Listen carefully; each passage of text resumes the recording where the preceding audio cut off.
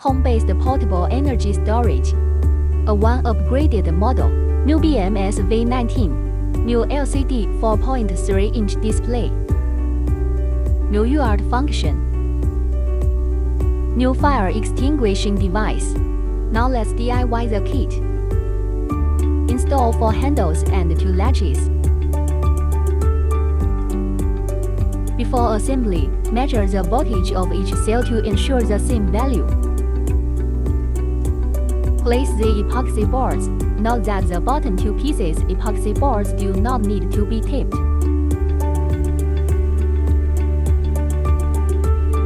Place 2 pieces boards at the top and bottom, 1 epoxy board and 1 insulating cotton.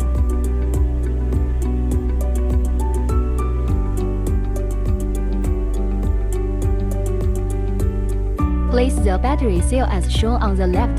Pay attention to the order and put a piece of insulating cotton in the middle of the 2 pieces cells. Use M6 screws to lock the front baffle, leaving no gaps.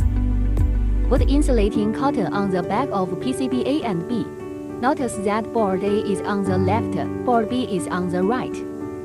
Please use M4 black screws to fix both ends of these 2 boards.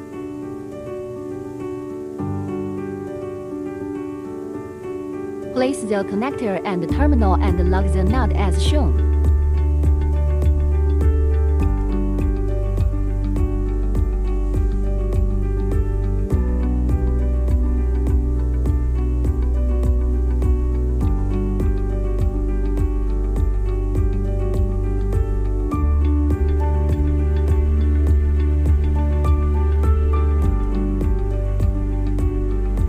All components are connected and displayed.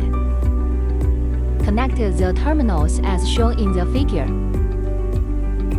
Connect UART cable and BMS communication acquisition cable.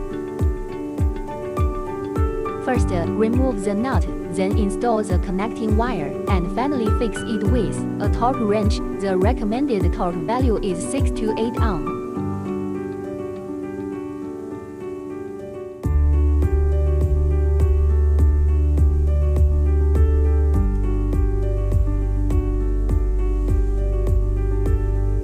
All nuts need to be reinforced with a torque wrench, and the torque value is recommended to be between 6 to 8 Nm. Install fire extinguishing devices. The sunken hole is facing upwards, fixed with M4 screws. Our power button has been upgraded to have an indicator light. Display of screen content when stacked in a single layer. The first startup requires connecting to the JK PB2A16S20P+4.3inch debugging.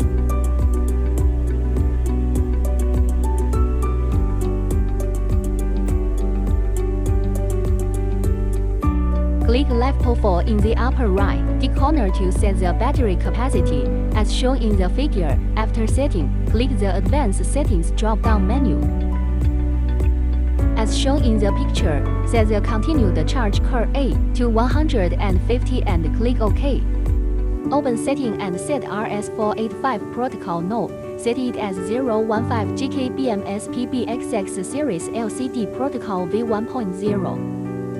Assembly completed. If you want to know more about our product, please contact us on nrlibaba.com.